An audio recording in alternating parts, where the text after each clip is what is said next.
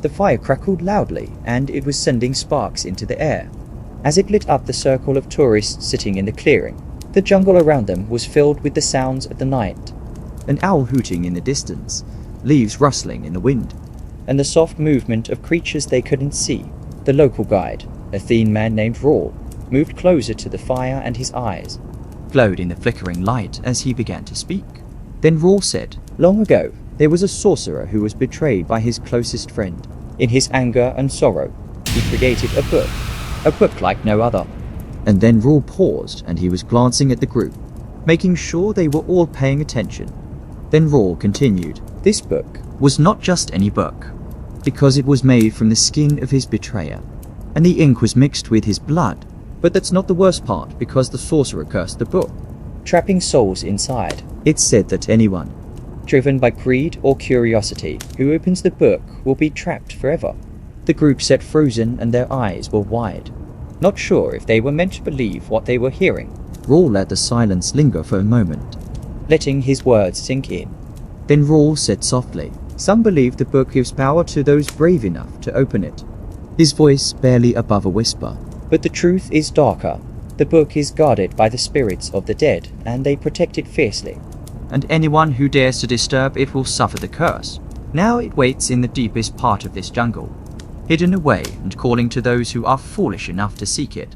Then Rawl's face became more serious, and his eyes were narrowing. As he looked around at the group, his voice dropped even louder. He whispered, "No one who has gone looking for the book has ever returned. It still waits in the heart of the jungle, and calls out to anyone who dares to listen." The jungle around them felt even quieter now, almost as if nature itself was holding its breath. The group sat in tense silence, because the weight of Raw's story hanging heavily in the air. For a moment, none of them moved or spoke. Kevin, a young man sitting close to the fire, looked nervously at his friend. The story seemed impossible to believe, but there was something in the air, something that made the jungle seem darker and more alive. The wind seemed to howl in the trees above, and every little sound felt more threatening than before. Suddenly, Kevin's heart raced, and he could see the same unease on the faces of the others around him. Now, no one laughed, and no one dared to speak.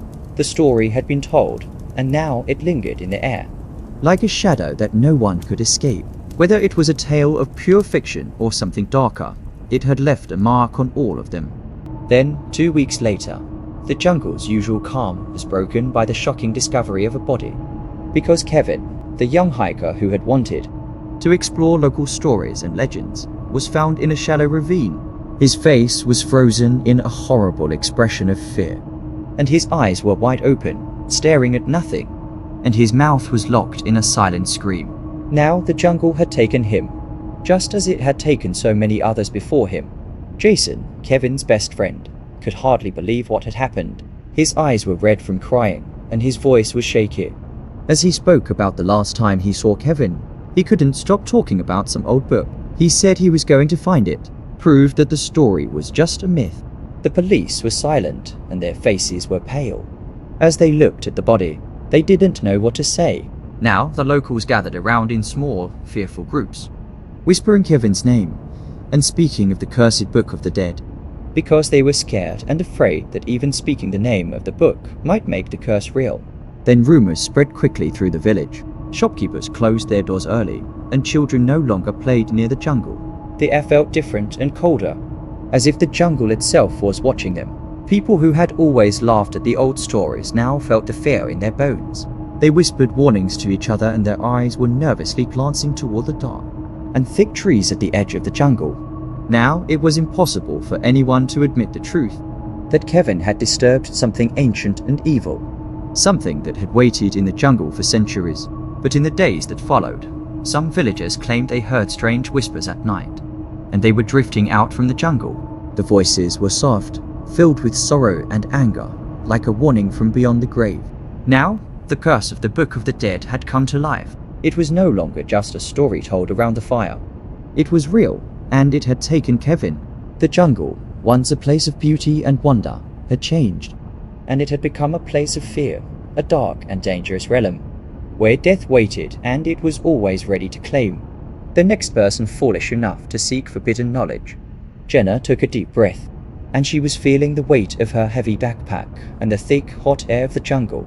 Then she glanced at Mark, her boyfriend, who was leading the group confidently through the dense trees and plants. Mark's love for adventure was obvious, and his excitement was contagious.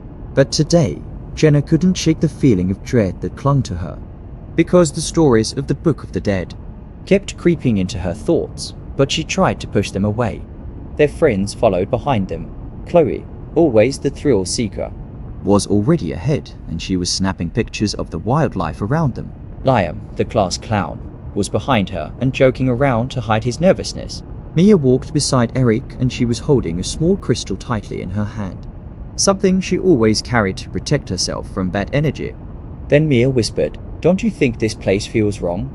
Her voice was shaky with fear. Eric, who is always the logical one, adjusted his glasses and tried to calm her down. He said, "We are just letting those old stories get to our heads. It is probably just our minds playing tricks on us."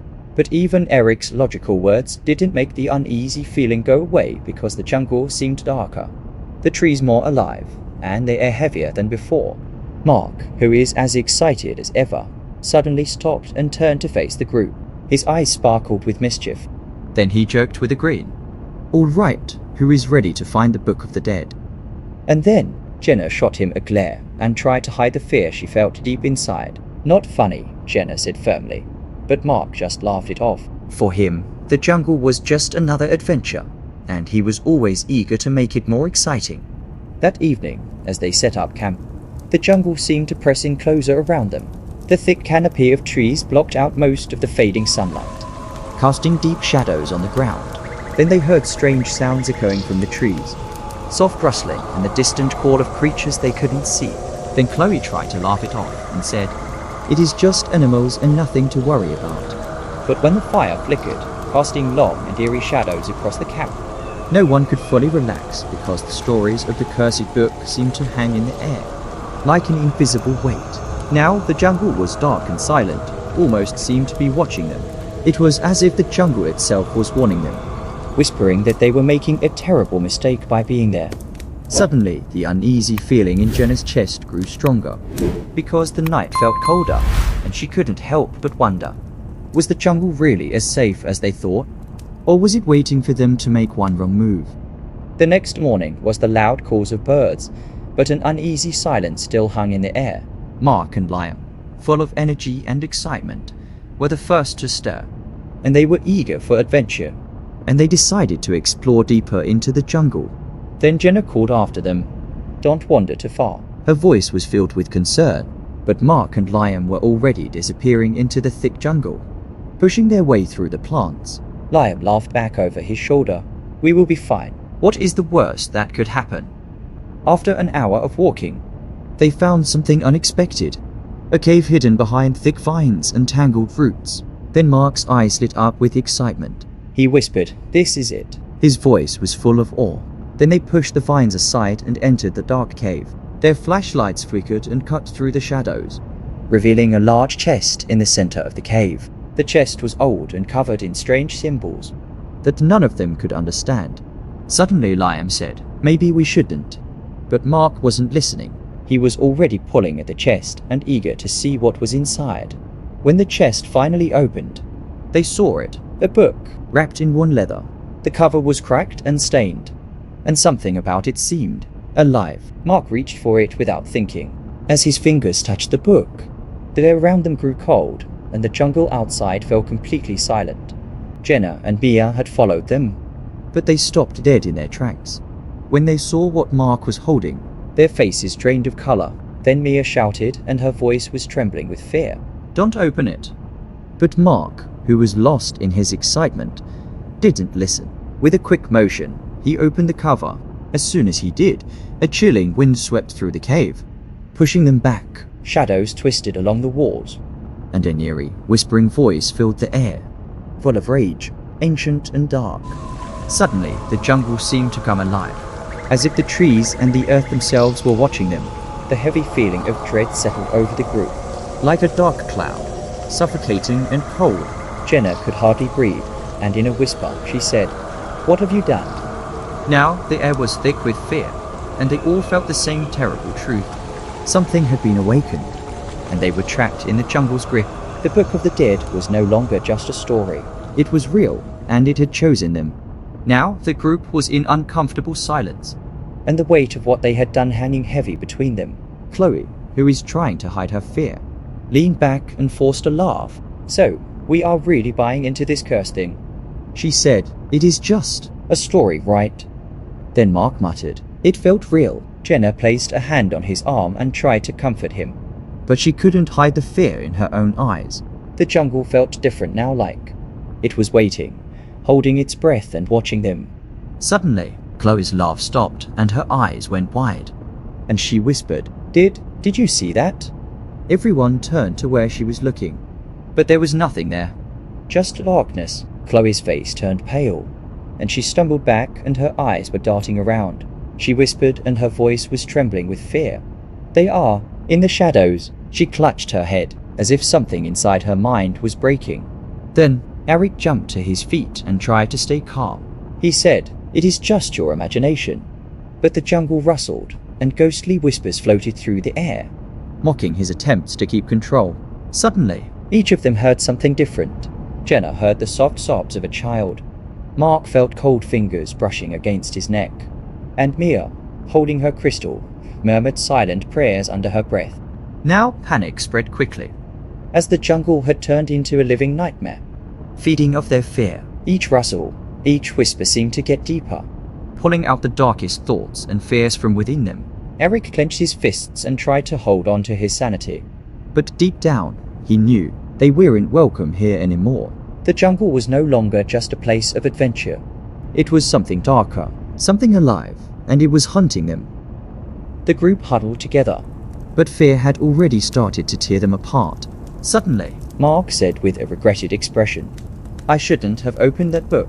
Then Liam shot him an angry look. "You think? But it's not just the book.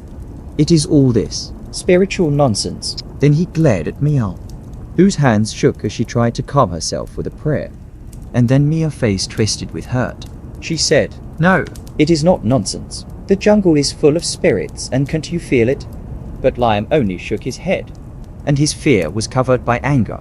"All this talk is what's making us lose our minds." Then Jenna raised her hands and tried to stop the argument.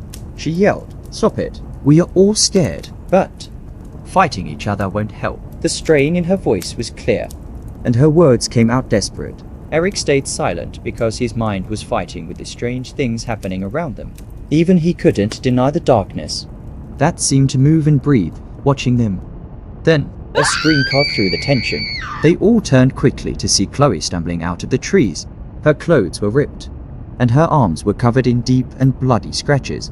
Her eyes were wide, but she didn't seem to see them. She whispered brokenly, "They are coming, and they are always watching." Now, the panic grew because Chloe's state showed them that something was hunting them, and something that thrived on their fear. That night, sleep was impossible because everyone felt like something darker was closing in on them. Mark could feel the shadows pressing in around him, and they were whispering dark promises of power if he just gave in. Jenna, who is already exhausted and on edge, kept hearing ghostly cries drifting from the jungle. The sobs of a lost child echoed in her ears, stirring a deep, primal fear she couldn't escape. But Eric was the first to see. He saw images of past victims, twisted souls, their broken forms reaching out to him and begging for release. He tried to tell himself it was all imagination, but the images were too clear and too real. He whispered, "We are losing it," but no one could offer him any comfort. To Mia, she sat cross-legged and her eyes squeezed shut, as she tried to perform a ritual her grandmother had taught her. She whispered protective prayers, clutching a small crystal that glowed faintly in her hands.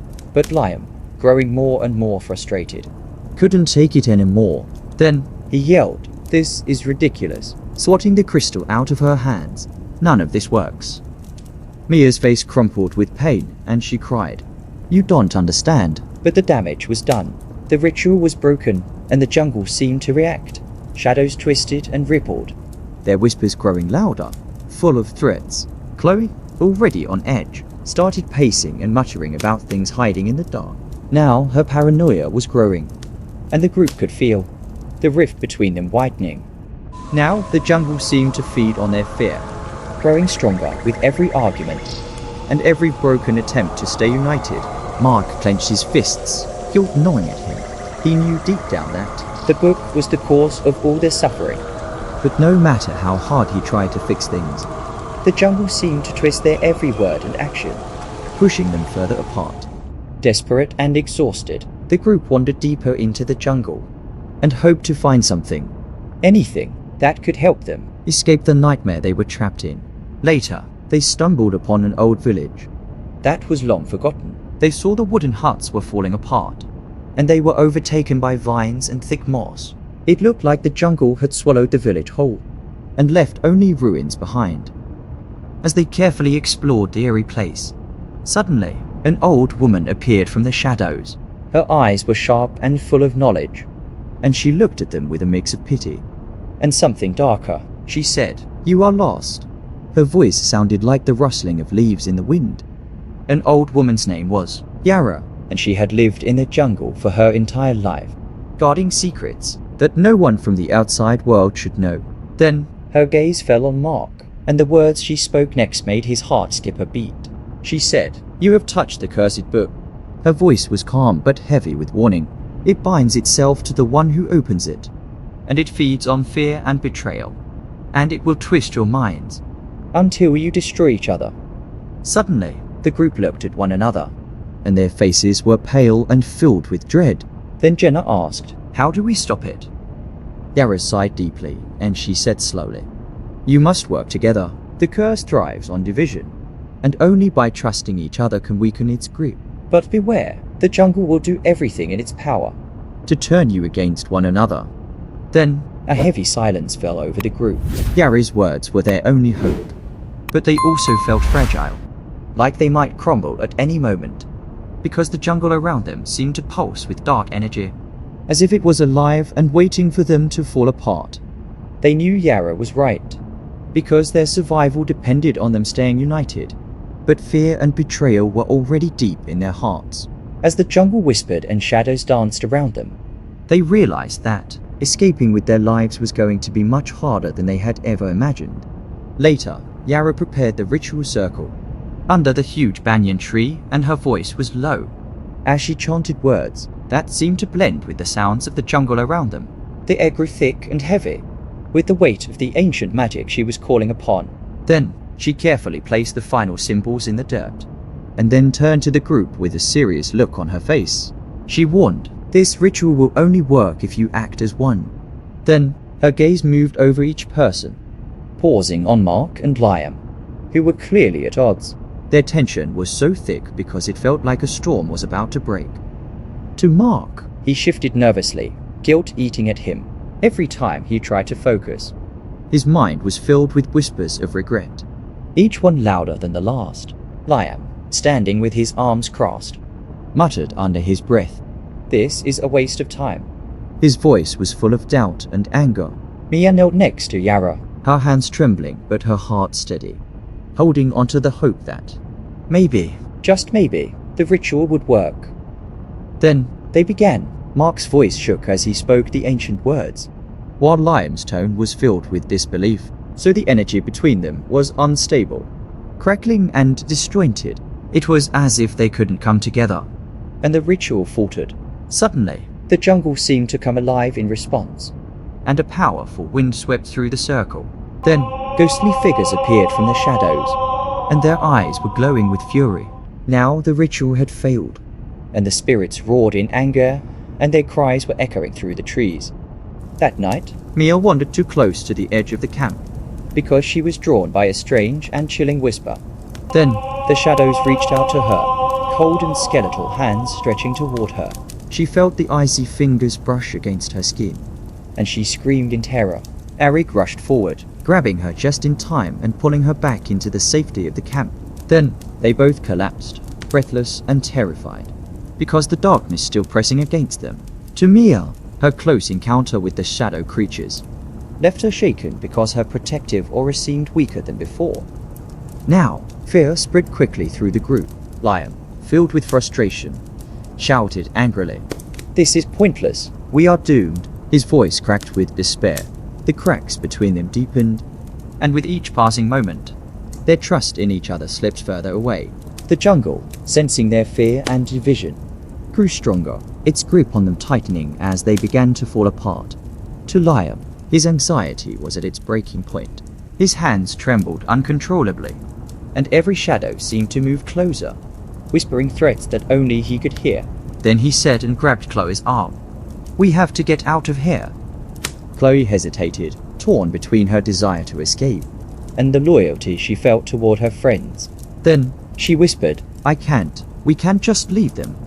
Her voice was shaky, but Liam's fear was no longer just fear. It had turned into something wild, something he couldn't control. "If we don't leave now, we're going to die here, in this cursed place." In the dead of night, they took the book and ran. Their footsteps echoed through the jungle, but the darkness swallowed them whole, wrapping around them like a thick blanket. It felt alive, almost like it was watching them, waiting for them to make a mistake.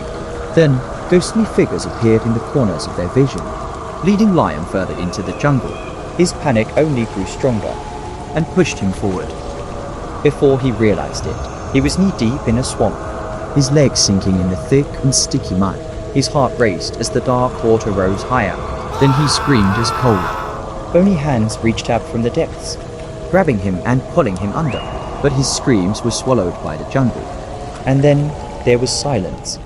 To Chloe, she stumbled back to the group, bruised and covered in mud. Her eyes were wide with terror, and her breath was coming in ragged gasps. She collapsed at their feet, shaking uncontrollably. Then she cried and loudly. They took him. They took Liam, clutching her sides, as if trying to hold herself together. Her guilt was clear, but it was too late for regrets now. The betrayal had already deepened the fractures in their group, making their survival seem even more uncertain. But as Chloe knelt before them, shaking and broken, something else lingered in the air. Her return wasn't just about fear. It was about the pain of leaving someone behind. And somehow, despite everything, that pain seemed to call for forgiveness. Mark clenched his fists, and he was struggling not to explode in anger. He said, "We have to stay together, no matter what," his voice rough with grief and frustration. Now the jungle seemed to respond, tightening around them, feeding on their fear and their anger. Shadows circled closer, whispering and taunting and pushing them toward the breaking point. But somewhere in the darkness, a tiny spark of unity began to flicker. Chloe's betrayal had almost destroyed them, but her return showed them something important. Survival wasn't just about escaping the jungle. It was about facing the unknown together, even when trust was hard to find again. Morning came, but it brought no peace. A pale light filtered through the thick leaves, casting strange and shifting shadows that seemed to move on their own. The jungle felt alive and it watching them. Yara, who had once been strong and confident, now looked exhausted because the curse grew stronger with every act of betrayal. She warned, and her voice was heavy with fear. Mark's guilt was overwhelming, and he couldn't hold it in anymore. He whispered, "It is my fault. I opened the book and everything that's happened. It is because of me." His words pierced the silence, cutting through the air, and for a moment, there was nothing but the heavy weight of his confession. But fear quickly took hold and filled the space where hope once was. Then Jenna stepped forward and placed a hand on his shoulder. Her touch was kind, offering a moment of comfort in the midst of chaos. She said gently, "We all made mistakes. Blaming ourselves won't change what's happened. It won't save us." But even her comforting words couldn't chase away the growing despair that was settling over the group. Eric began to pace and his thoughts were racing. He muttered under his breath and tried to make sense of their situation. Then he said, "We need a plan." His mind was turning in circles and searching for a solution. His logical mind was desperate to find something that could make this nightmare end. But Mia knew that logic alone wouldn't work. Then she pulled out a small amulet from around her neck, something her grandmother had given her long ago. She said, "This has protected me for years." Her voice was breaking with emotion. "If it can protect us, even for a moment, I will. Give it up." Then the amulet glowed with a faint warmth, a small but powerful symbol of hope. Now the group watched in silence as Mia performed a ritual, holding the amulet close to her heart. She chanted quietly and offered the amulet. As a sacrifice, the jungle seemed to react, as if it was recoiling, but the moment was short-lived because Mia collapsed to the ground, exhausted from the effort. Then Jenna cried, "Mia!" and she was rushing to her side. The sacrifice had given them a small amount of hope, but it had come at a great cost. Then Mia managed to smile weakly. "I did it for all of us," she whispered, and barely able to speak. But even with the small glimmer of hope, the jungle still surrounded them, dark and threatening. The air was thick with malice, and the group knew that their only chance of survival was to stay united. But unity was fragile, and trust was hard to rebuild after everything that had happened, because the jungle wasn't finished with them yet. In the center of the abandoned village, the group found something that sent a chill down their spines. A massive stone tablet, and it was covered in old and faded carvings. The symbols were worn with age, but there was something about them that felt alive, as if they were waiting to tell a story. Then Eric stepped forward and carefully ran his fingers over the ancient markings. He said quietly, "It is a history." His voice was filled with wonder and caution. As he traced the carvings, the story began to reveal itself. The tablet told of a powerful sorcerer, a man betrayed by the one person he trusted most. His heart was filled with sorrow and rage, and his magic twisted into something dark and vengeful. In his anger, he created the cursed Book of the Dead. But this was no ordinary book. It was alive and fed on the pain of betrayal, growing stronger with every broken relationship. Jenna shivered as she listened to the story unfold. He was betrayed, and now he makes us betray each other, she whispered, the truth sinking in. Her words sent a cold wave of fear through the group. They realized that they weren't just trapped by the jungle, and they were trapped in a curse, a cycle of pain and betrayal that had claimed the lives of so many others before them. Chloe hugged her knees to her chest. Tears were streaming down her face. She asked, "How do we fight something like that?" Her voice was small and filled with despair.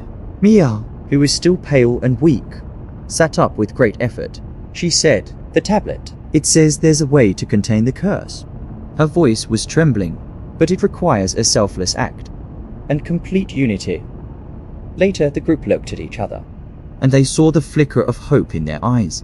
But it was fragile. Mark clenched his jaw, determination setting in. "Then we have to be better," he said firmly. "We have to be stronger than this curse." His words were filled with courage, but the fear still lingered deep inside them, because doubts crept into their minds, and the weight of the jungle's dark presence pressed down on them. The jungle seemed to sense their resolve, and its pulse was growing stronger because the wind howled through the trees, carrying ghostly wails that sent shivers down their spines. It was as if the very jungle itself was alive, watching them and waiting to see if they could truly stand together. Now the final battle was coming, and the jungle, ancient and cruel, was ready to test their unity in ways they could never imagine. Now, the jungle felt like it was closing in on them, heavy with the smell of damp earth and the whispers of unseen spirits. Mark stood alone, and his eyes were dark and hollow, a reflection of the guilt and exhaustion eating away at him, because he hadn't slept in days, and the weight of the curse pressed down on him like a stone. He knew now that the only way to break the curse forever was for him to give up his own soul. He said, "It's the only way." Then Jenna's face twisted with disbelief and pain. "No," she said, her voice cracking with emotion. "You can't just give up your life. There has to be another way." Her words were filled with raw compassion, and her heart refused to accept that Mark had to make such a sacrifice. But Mark's eyes were hard with determination, as if he had already accepted his fate.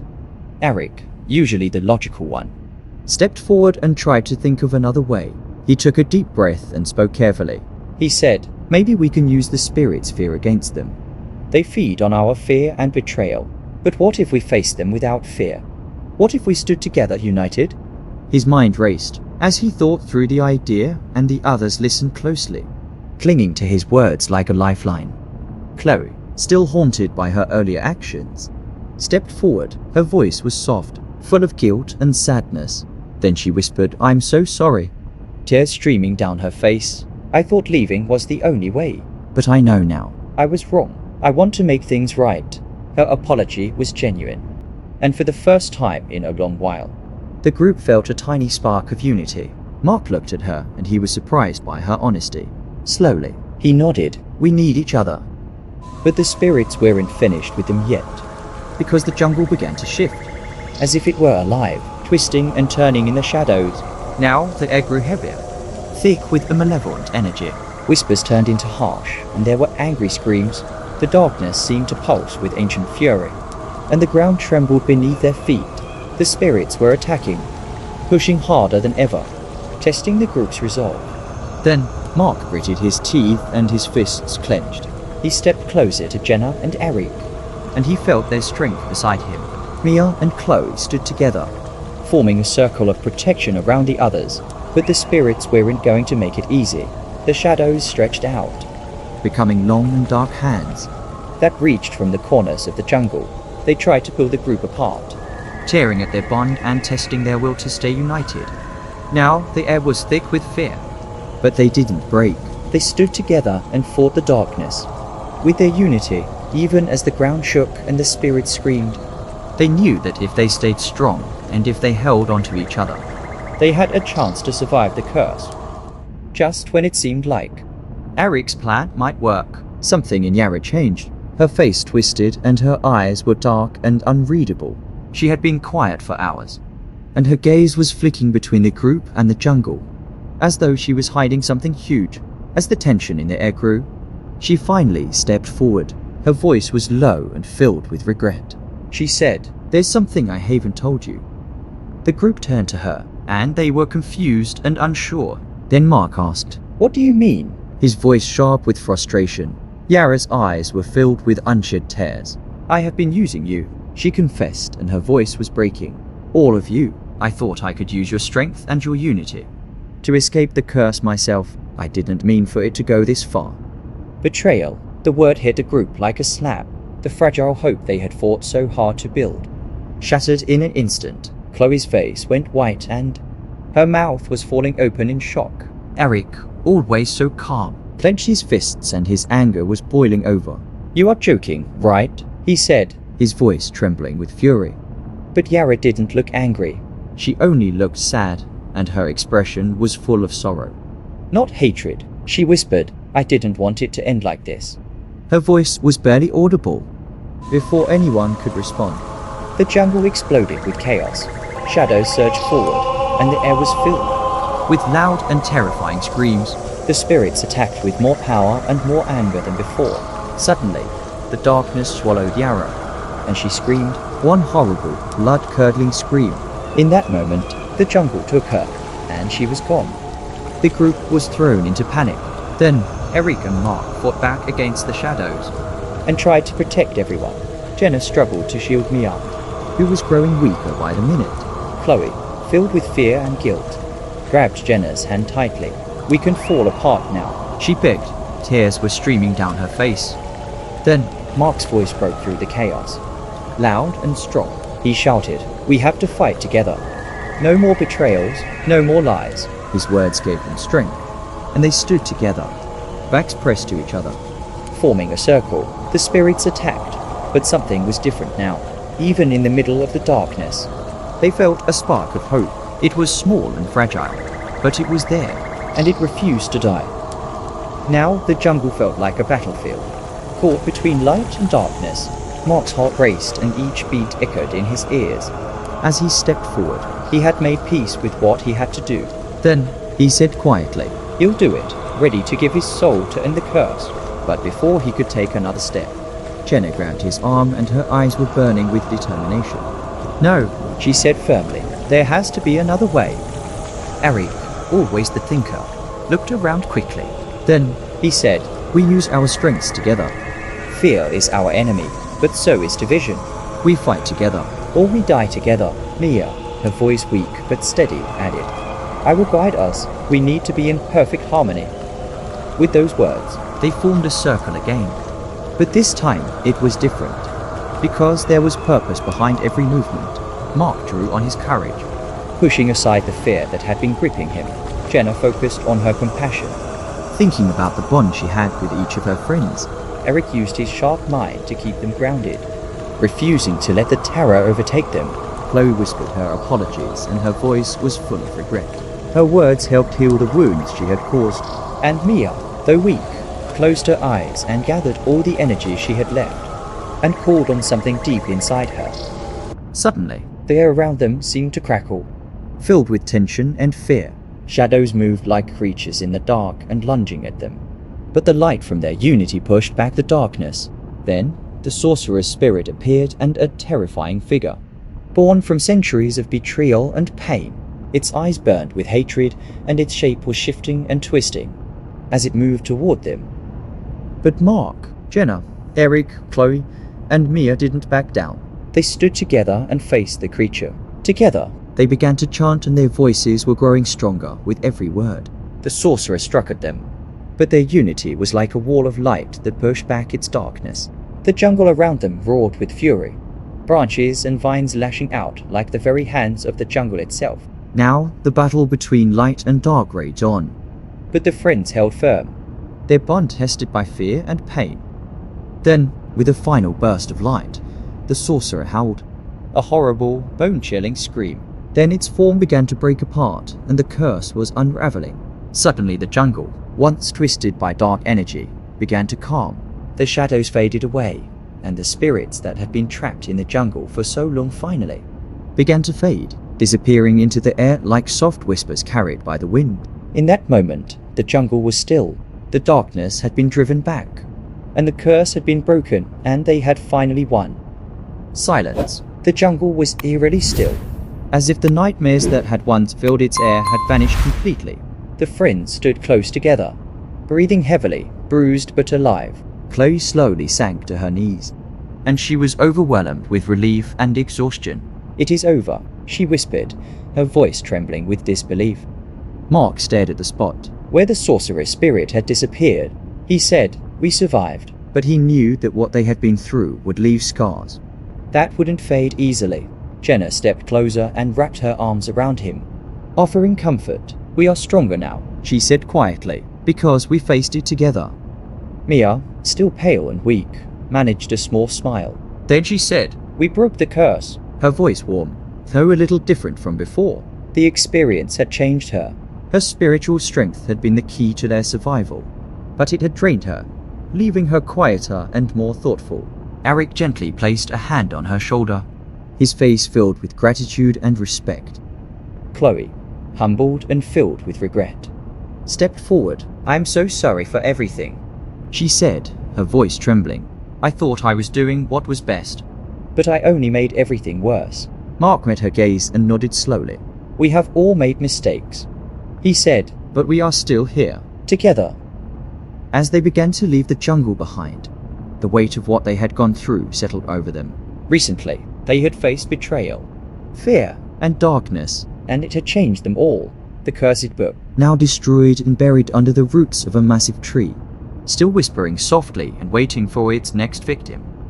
The friends walked away from the jungle, not just carrying the terror of what had happened, but also the bonds they had formed and the lessons they had learned. The jungle had tested them in every way, broken them, and then rebuilt them. Though they had escaped, the memories of that cursed place would stay with them. It would haunt them, a reminder of the darkness they had fought and the light they had found in each other. If you liked this video, please give it a like and subscribe to the channel. Please share this video with your friends and family too. Thanks.